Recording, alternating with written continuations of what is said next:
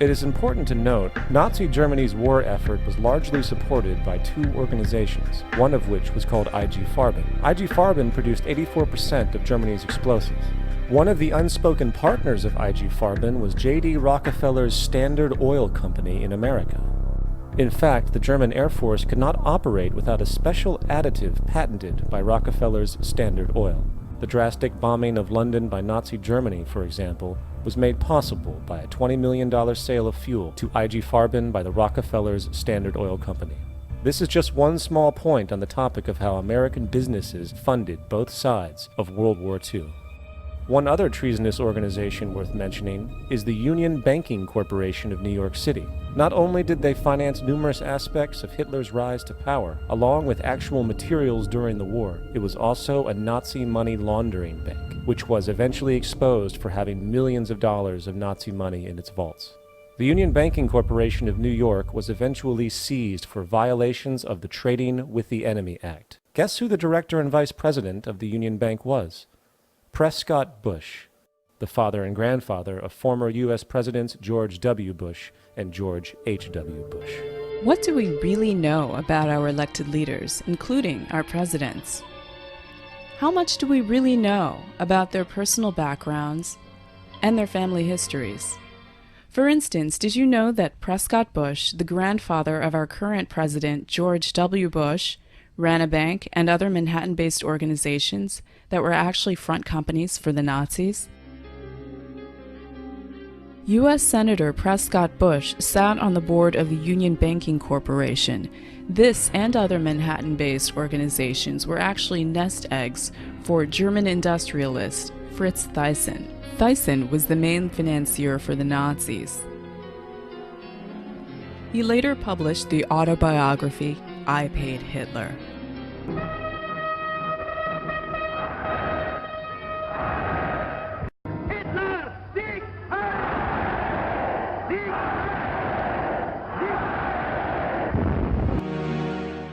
Even after America had entered World War II, Bush and the Union Banking Corporation continued doing business with the Third Reich.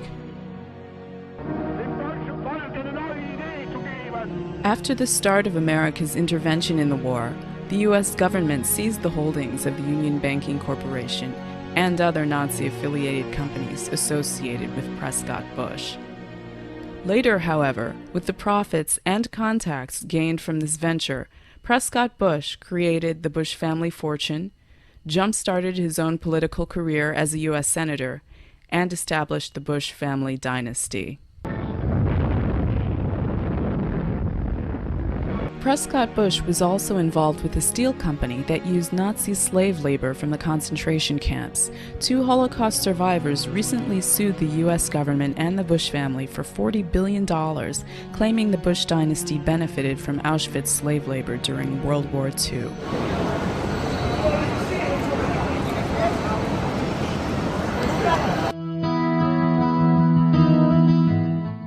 Many New Yorkers may not be aware that 3 of the former Bush Nazi holding companies had offices in Lower Manhattan, including the Union Banking headquarters at 39 Broadway. I've been an investigative reporter and a journalist for 35 years. I've worked in every major media market in the United States, and I've written for more than 100 newspapers and magazines nationally and internationally. So last September 17th, I became the first journalist in U.S. history to go to the U.S. National Archives and the Library of Congress and pore over the thousands of pages of documents in both places to prove beyond a shadow of a doubt or any refutation of the facts that Prescott Bush, the grandfather of George W. Bush, and George Herbert Walker, his maternal great-grandfather for whom his daddy is named, were Nazi traitors to the country who should have been tried for treason. 2 weeks ago, in early August, a major world newspaper, The Guardian of London, finally got on the story internationally, and they flew a renowned reporter of theirs named Duncan Campbell over to Washington to take me back to the archives and Library of Congress so that they could verify that these explosive documents were real and I didn't have forged copies. Prescott Bush was the grandfather of George W. Bush and the father of George Herbert Walker Bush, and George Herbert Walker Bush is named for his father-in-law, George Herbert Walker.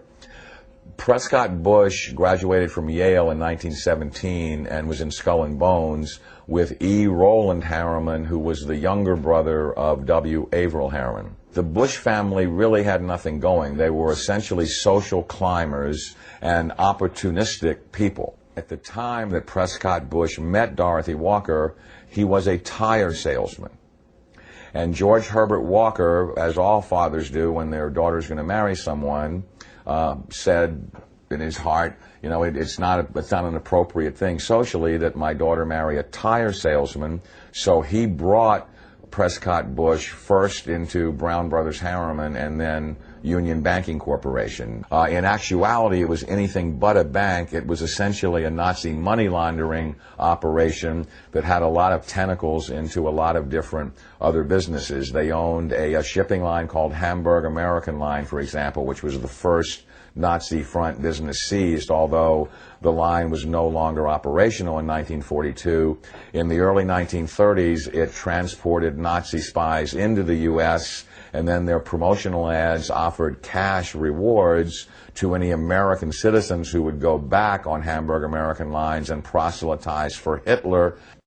8 months after the U.S. had entered the war, the New York Herald Tribune ran a front-page article, "Hitler's Angel has $3 million in U.S. Bank." And it caused a major scandal and just rocked the world of politics. Brown Brothers Harriman, which George Herbert Walker and Prescott Bush were affiliated with and partners in, worked with I.G. Farben, which operated Auschwitz. Prescott Bush, he did a number of things that were not only anti-American but were pro-Hitler, and he did all that he could to proselytize for Hitler and the rise of his Third Reich, because the largest client, Fritz Thiessen, of his patron, W. Averill Harriman, dictated what kind of behavior he would practice to enhance his own career. So he was put on the board of directors of Union Banking Corporation, and he was also a shareholder in Union Banking Corporation along with E. Rowland Harriman. But what's interesting about what the documents show is that they clearly state that all of the shareholders were phantom shareholders for Fritz Thiessen and did his bidding directly.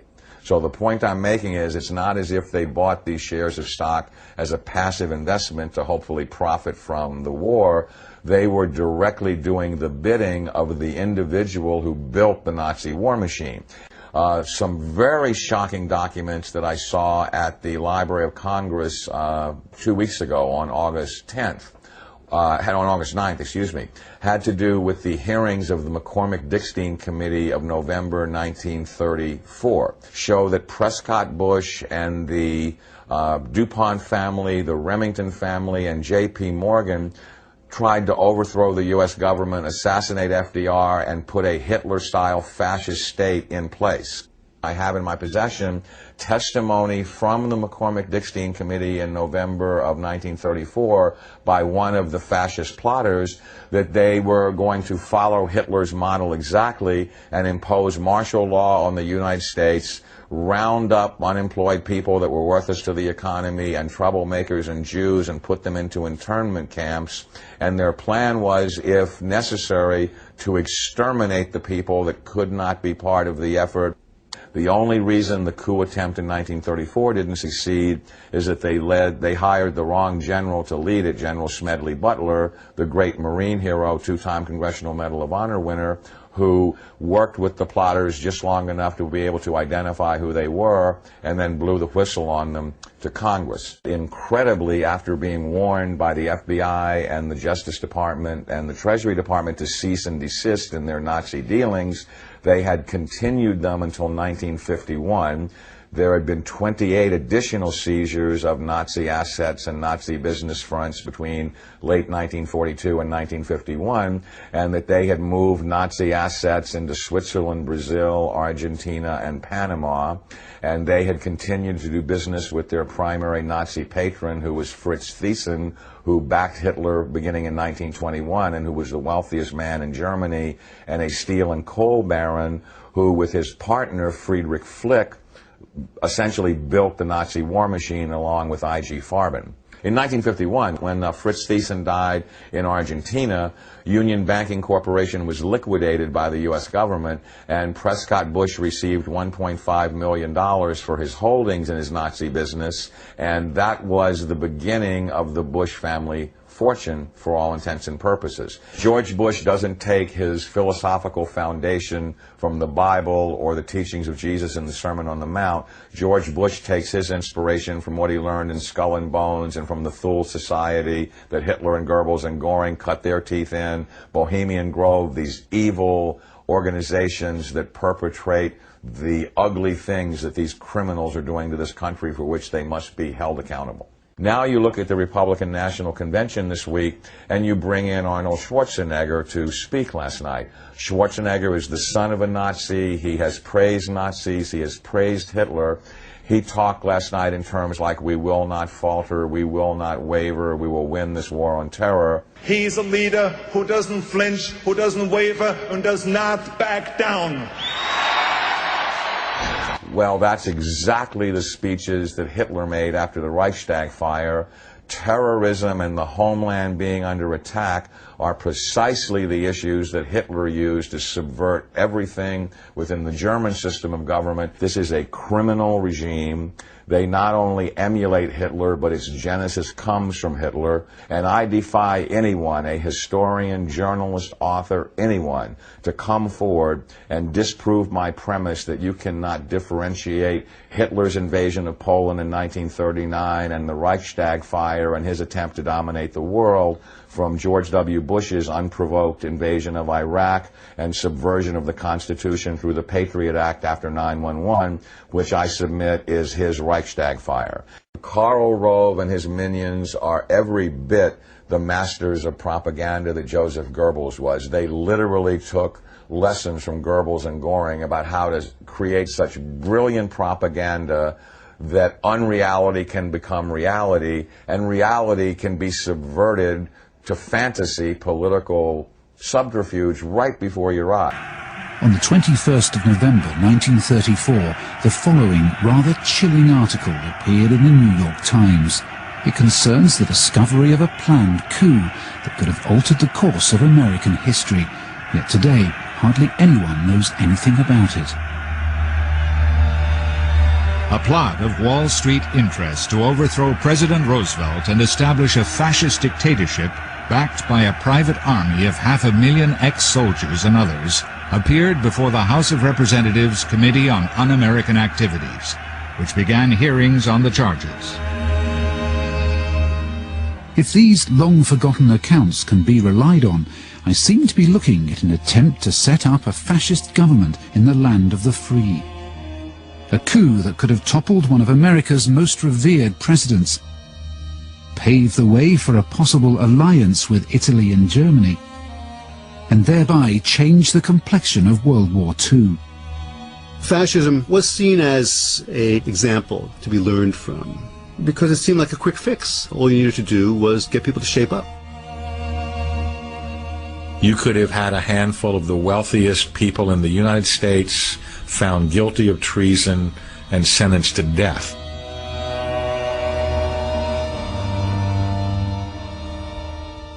But just what was this plot? Who were the Wall Street interests? Or was this nothing more than a moment of paranoia from a national media not renowned for its self-restraint?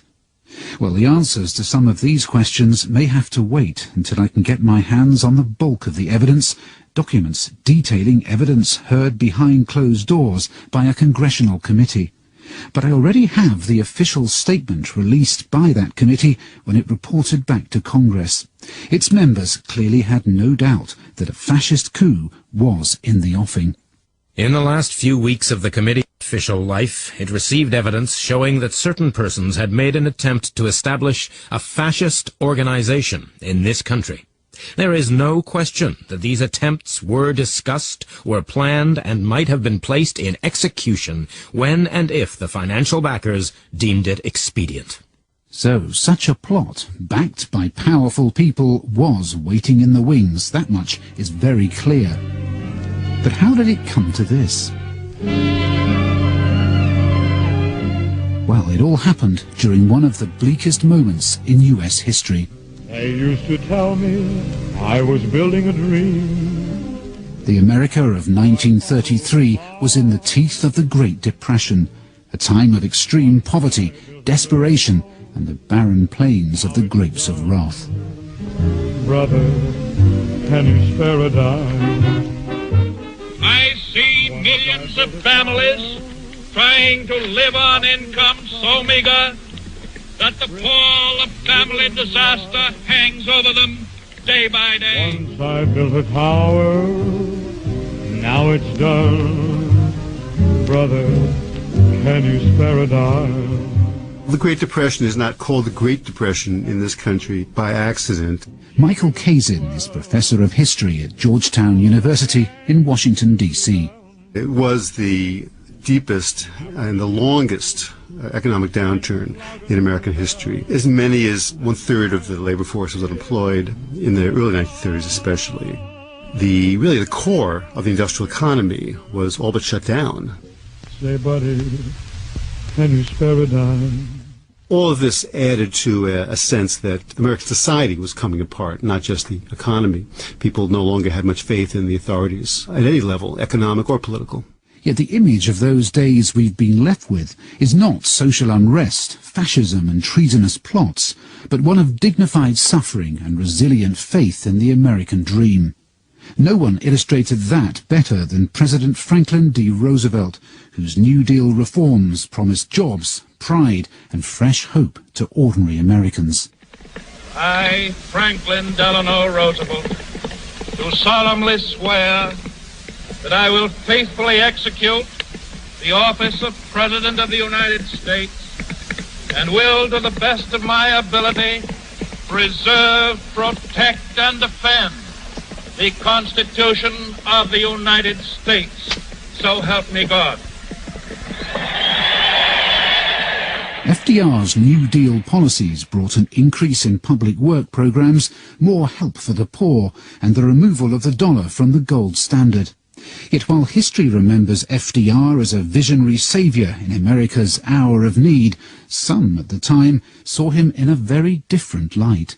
There were major elements in the business community that hated Roosevelt, and they hated Roosevelt out of all proportion to the scale of the measures that he had actually brought in. Professor Tony Badger is Master of Clare College, Cambridge, and author of several books on Roosevelt's New Deal. These were businessmen who essentially thought that Roosevelt was putting America on the wrong road in a big way in 1933, and that it was setting the federal government up as a sort of arbiter and enforcer and intervener in the American economy in a way that they were deeply afraid of. Such powerful enemies had been made within 100 days of FDR taking office in 1933.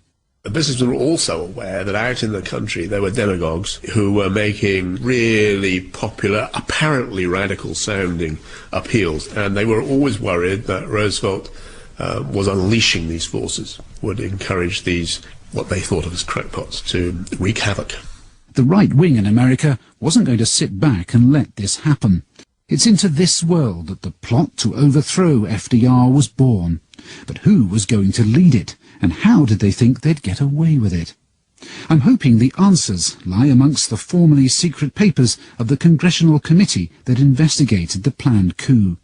These, I'm told, are locked away in the National Archives of America. It was established to investigate the activities of fascist sympathizers in the US in the early years of Roosevelt's presidency. It's a very small amount. Only, 4.5 boxes for what they did in executive session. So it doesn't look that much, and there's even less than it looks. For what the committee investigated and how much testimony they heard, yes, I mean, it's a very small amount. Despite the paucity of documents, there are some that catch my eye. Starts with some interesting disputes between the General and the committee. The Chairman, General, you are a retired Commandant of the Marine Corps. The most important testimony in these records is from a senior commander of the US Marines, Major General Smedley Butler. I was in the Marine Corps 33 years and 4 months on the active list. Major General Butler came before the committee of his own free will. He had, he said, been contacted by a well-connected New York City broker called Gerald Maguire. Maguire met Butler a number of times and slowly revealed his audacious plan. He and his financial backers wanted Butler, a highly decorated war hero, hugely respected by rank-and-file soldiers, to rouse an army of World War I veterans, many of whom were angry that a bonus they'd been promised had yet to be paid. The idea was that the general would use these men to help seize the White House, just like Hitler and Mussolini had used their private armies to bully their way into power. At the time, Butler, a staunch defender of democracy, went along with the plan, but he was secretly appalled. Inside the National Archives, I was joined by writer John Buchanan, who has made a study of right-wing America in the 1930s. These super wealthy capitalists essentially wanted to pose such a threat to Roosevelt that he would basically step aside. If FDR would not cooperate and step aside, they would execute him, kill him. Smedley Butler's testimony shows the plot was at an advanced stage. Maguire said to me, "I went abroad to study the part that the veterans play in the various setups of the governments that they have abroad, like France, and I found just exactly the organization we're going to have. It is an organization of 500,000 super soldiers here in America." "Well," I said, "I suppose you get these 500,000 men in America. What are you going to do with them?" He said, "Did it ever occur to you that the president is overworked? We might have an assistant president." He went on to say that the position would be a Secretary of General Affairs, a sort of super secretary. He said, "You know the American people will swallow that. We have got the newspapers. We will start a campaign that the president's health is failing. Everybody can tell that by looking at him, and the dumb American people will fall for it in a second." Now in his 90s, Jules Archer was a young man of 18 when General Smedley Butler gave his testimony. He remembers just how idolized the man still was by the tens of thousands of veterans who'd been under his command. He was a fantastic anti-war general. He was very popular with the soldiers and sailors.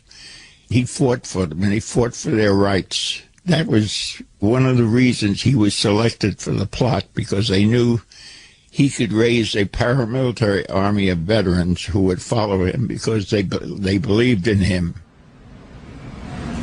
It was here at the Association of the Bar in central New York City, just a stone's throw from Wall Street, that the case against the plotters came to a head.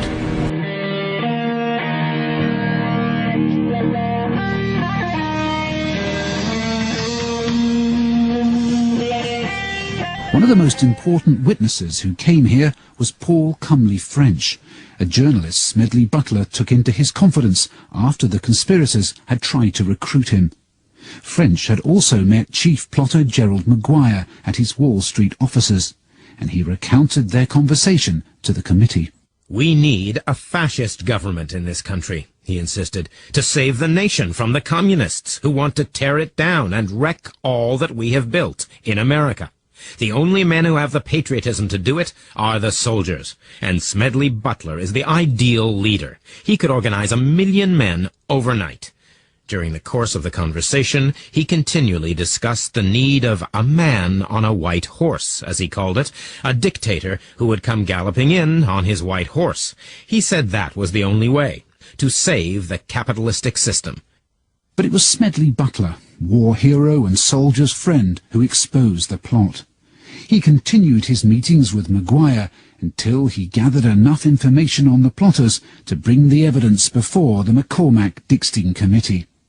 And the central character of the plot, the plain-speaking Major General Smedley Butler, was caught on early newsreel from the time, explaining his part in exposing the plot. "I talked with an investigator for this committee. He told me they had unearthed evidence linking my name with several such veteran organizations. As it then seemed to me to be getting serious, I felt it was my duty to tell all I knew of such activities to this committee. My main interest in all this is to preserve our democratic institutions."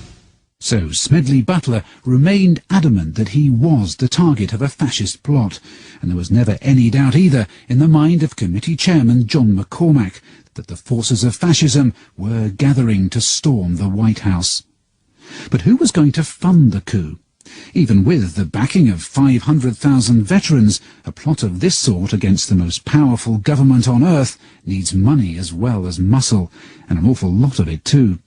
Well, according to Smedley Butler, this was where the big business moguls and Wall Street brokers behind the coup came in. They, he was told by Maguire, would soon step out of the shadows in the form of a newly created lobby group. Soon after he made this promise to Butler, the American Liberty League was born. Maguire said, well, you're going to see in the next few weeks in the press, this organization is going to be created that's going to front for the whole thing, and we're going to stand up for the Constitution, and we're going to stand up for our troops and so on. And lo and behold, about 2 weeks later, splashed all over the major newspapers of the time, especially in New York and Washington, the creation of the American Liberty League. It's a matter of record that the membership of the American Liberty League included some of the most famous names in business. Its benefactors read like a who's who of household products that are still familiar today. General Foods, the makers of Maxwell House coffee, Birdseye and Colgate, Heinz Foods, US Steel and car manufacturer General Motors were all supporters of the League. The treasurer of this organization was the broker Grayson Murphy. Little research has revealed that he was none other than the boss of the man at the center of the plot allegations, Gerald Maguire. Later in the McCormack-Dickstein report, a shipping company called Hamburg America Line was accused of providing free passage to Germany to American journalists willing to write favourable copy on Hitler's rise to power. The company is also alleged to have brought Nazi spies and pro-fascist sympathisers into America. John Buchanan has studied this later section of the report and has discovered that one of the company's managers came from a very famous family. The thing that surprised me most was to discover in the documents that this company, Hamburg America Lines, had in fact been managed on the U.S. side at the executive level by Prescott Bush as part of a web of Nazi business interests that were all seized in late 1942 under the Trading with the Enemy Act by the U.S. Congress, and Prescott Bush is the grandfather of the sitting President of the United States. Of course, at the time, it was perfectly legal to have dealings with Hitler's Germany. Prescott Bush was not called to account for this until America entered the war. Neither was it a crime to be a member of a lobby group like the Liberty League, and I found no firm evidence that the Liberty League itself was behind the plot to overthrow their country's democratically elected president. But academics like Professor Tony Badger believes that it was, at the very least, a magnet for those with such intentions. But yet again, the evidence is hard to find. You'd have thought that if there was any linking leading American industrialists of the day to a plot against the president, I'd be able to find it at the National Archives in Washington. Yet when John Buchanan and I leafed through the rather thin files there, we found no direct reference to any of these people. Though I'm now starting to wonder whether any such evidence has been removed or deliberately withheld from the records in the first place. General Butler seemed to have harboured similar suspicions. After the investigating committee published its findings, he accused its members of deliberately editing out of his testimony the names of top business people who he had linked to the plot. On the 17th of February 1935, just after the committee had published its findings, he had this to say on Radio WCAU. Like most committees, it has slaughtered the little and allowed the big to escape. The big shots weren't even called to testify. They were all mentioned in the testimony. Why was all mention of these names suppressed from the testimony?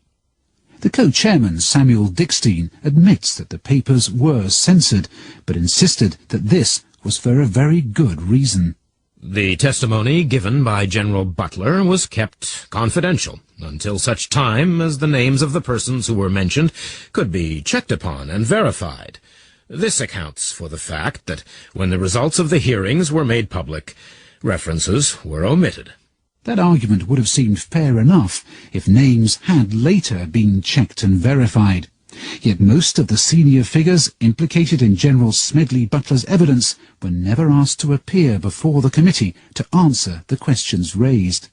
Even though, had the allegations against them been found to be true, people like Irene DuPont and banker J.P. Morgan could have faced the death sentence for treason.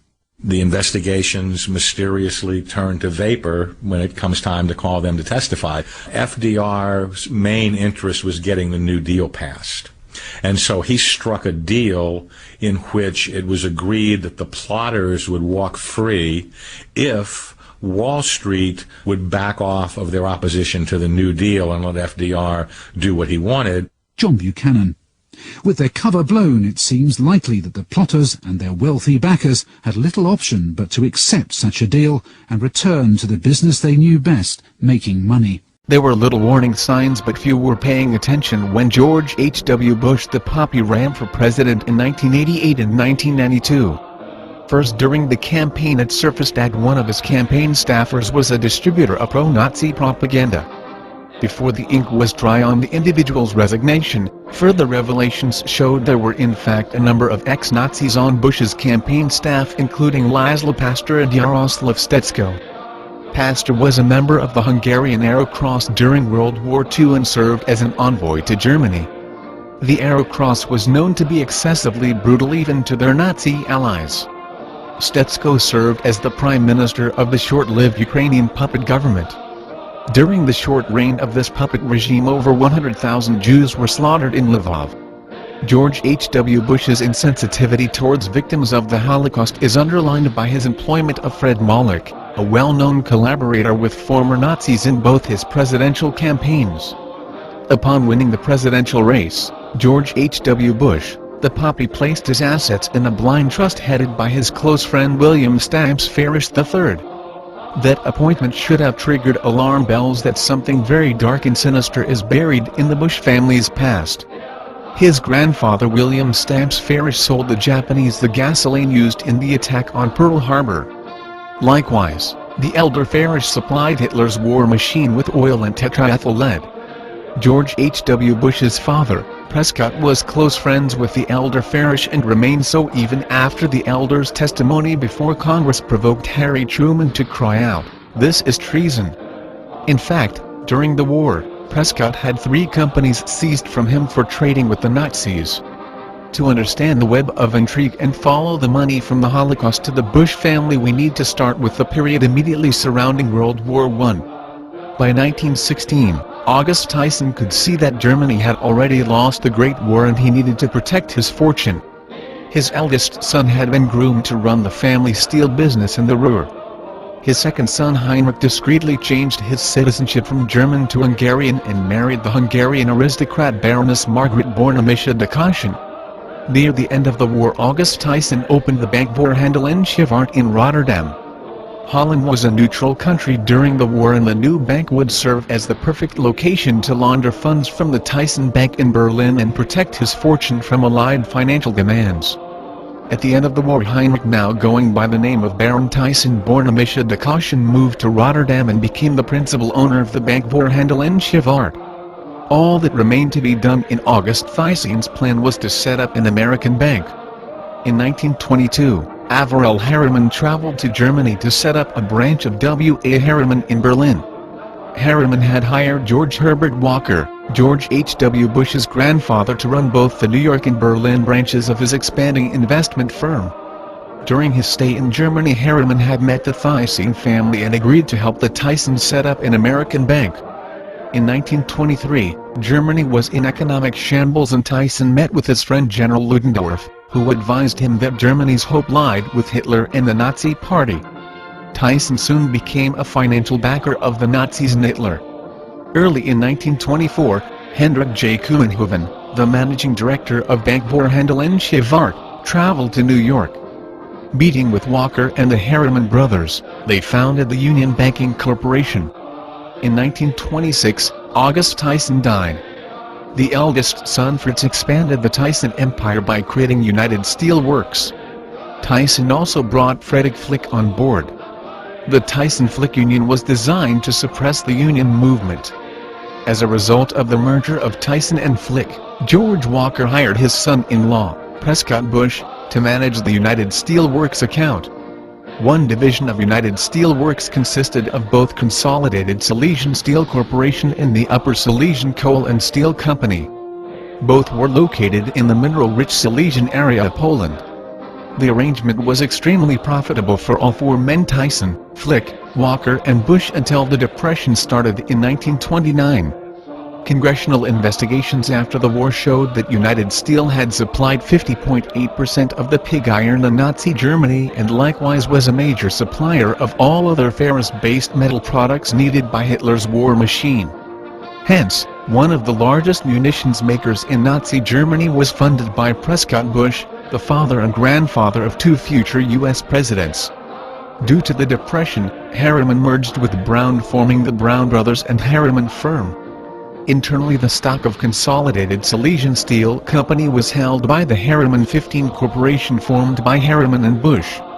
2/3 of the stock was owned by Flick.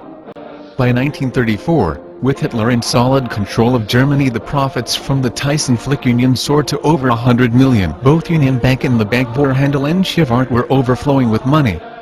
Prescott Bush became managing director of Union Bank and took over the day-to-day operations of the German plan. In 1939, the Nazis invaded Poland, ending a dispute over taxes between Consolidated and the Polish government. The Nazis' original plan was to replace the workers in Polish factories with Soviet prisoners. However, that portion of the Hitler-Stalin agreement was never implemented. Consolidated Silesian Steel Corporation was located near the Polish town of Ossiesim. When the plan to use Soviet prisoners as forced labor fell through, the Nazis began shipping Jews, communists, gypsies and other minority populations to the camp the Nazis had set up. This was the beginning of Auschwitz. The reason Auschwitz was located there was because of the abundant supplies of coal which could be processed into aviation fuel. IG Farben soon built a plant near Auschwitz to take advantage of not only of the nearby coal deposits but also of the slave labor supply available at Auschwitz. According to a Dutch intelligence agent, Prescott Bush managed a portion of the slave labor force in Poland. Tyson and Flick sold Consolidated Steel to UBC. Under the complete control of Harriman and Bush's management, the company became Silesian American Corporation, which became part of UBC and Harriman's portfolio of 15 corporations. As the 1930s progressed and it became clearer that war was imminent, Bush and Harriman hired the Dulles brothers to conceal the Nazi money and ownership in Union Bank. In concealing the involvement of the Nazis in Union Bank, Prescott Bush and Harriman undoubtedly knew that they were already engaged in an activity that was probably illegal and certainly not in the best of interests of their country. Once war broke out, however, Bush's activities on the behalf of the Nazis through union banking became tantamount to treason. The reader should understand that the concealing of Nazis' assets located in the United States through a maze of corporate shells often based in Switzerland was an integral part of the German battle plan. In fact, the Nazi had a word for it: tarnung, or to camouflage. The primary aim of these concealed Nazi corporations was to wage economic warfare by creating production bottlenecks for their adversary. The reader should also be aware that 2 Americans were present during the secret meeting of the German elite that brought Hitler to power. Those 2 Americans were John Foster and Allen Dulles. 2 of the directors of Union Banking, Groninger and Kooyenhoven, were Nazi directors of the Bank Boerhandel in Schifart, formerly the Von Haidt Bank. Von Haidt was also a Nazi and has been identified as the intermediary between the Guarani Trust and Adolf Hitler. Both Groninger and Kooyenhoven contributed lavishly to Himmler's circle of friends. There were over 40 firms around Auschwitz using slave labor from the death camp. Soon the Nazis had a massive store of gold from dental fillings, glasses and jewelry. The Nazis extracted the fillings of its victims after being informed by Degussa that the company could refine it into marketable gold bullion. Degussa was awarded an exclusive contract with the Nazis to refine all gold. The company was also joint owners with IG Farben of Dagesh, a firm that produced Zyklin B cyanide tablets used in the gas chambers. Due to the hoard of gold fillings stacking up at Auschwitz, Degussa built a smelter there. The bullion was then shipped back to Berlin and commingled with the Nazis' gold stash. Undoubtedly some of it made its way back to the banker in charge of United Steel Works, Prescott Bush. October 20, 1942, the United States government seized Union banking under the Trading with the Enemy Act. During that summer, the New York Tribune had exposed Bush and Treason, whom it called Hitler's angel. Union Bank's books revealed a myriad of Nazi money and holding companies. Officials realized they had only scratched the tip of the iceberg. On November 17, 1942, the government seized Silesian American Corporation and placed its operation under the Government Alien Property Custodian Office. Following the war, authorities seeking to locate the Dutch royal family's jewelry discovered the transaction papers of the Silesian American Corporation in the books of bankvoorhandel en Schivart. The bank manager, H.J. Kounhoven, came under intense scrutiny and was shocked by the discovery. Soon Kounhoven traveled to New York to inform Prescott Bush. Dutch authorities date the meeting as soon after Christmas 1947. 2 weeks later, the otherwise healthy Dutch banker died of a heart attack. Coincidentally, this was the method of choice of the Gehlen network for liquidating people. The Nazis had perfected a method of inducing heart attacks that autopsies could not detect. On February 8, 1951, Treason died in Argentina. Following his death, the alien property custodian released the assets of the Union Banking Corporation to Brown Brothers Harriman. The remaining shareholders quietly cashed in their remaining shares. Prescott Bush received $1.5 million for his share in Union Banking's blood money. This brief article has only scratched the surface of the sordid association of Prescott Bush with the Nazis, as he had yet a third company seized from him during the war. In his first run for senator, Prescott was defeated after his position within the eugenics movement was disclosed. George the Poppy has followed in his father's footsteps and retained many of the same family connections with the Nazis. For instance, as chairman of the Republican Party, he presided over the formation of the ethnic heritage groups of the Republican Party. This was a reward for the Nazi quislings from Eastern Europe for helping in the election of Nixon as president. When two or more ethnic groups were vying for control over a particular group, invariably the group with close ties to the Nazis won out. George also shows the same intense interest in population control. Perhaps it was for his beliefs in eugenics, George appointed General William Draper as his expert on population. Or perhaps it was more of a reward for past services rendered by Draper to the Bush family. Draper was the former general placed in control of the military government's economic division after the war. Draper was a rabid racist and member of the Eugenics Society. He was also a former employee of Dillon and Reed, the large Wall Street brokerage house that floated the largest German bond offerings, including one for United Steel Works. In his position as economic czar of Germany, he stopped the dismantling of an IG Farben plant and was in the ideal slot to protect his former clients that armed Hitler, including Bush. The IG Farben head office was later turned into the CIA's European headquarters. The American government continued to blackmail most West German politicians throughout the Cold War based upon their denazified pasts.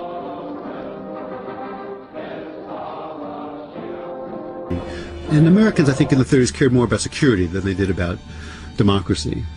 And so if a group of businessmen, with the help of some people, former military people or current military people, could have fairly quickly brought the economy back, created this sense of security, then yes, it is possible that they would have gotten some popular support. America would have become a dictatorship. Democracy would be gone. America would have joined Hitler and Mussolini as a fascist triumvirate.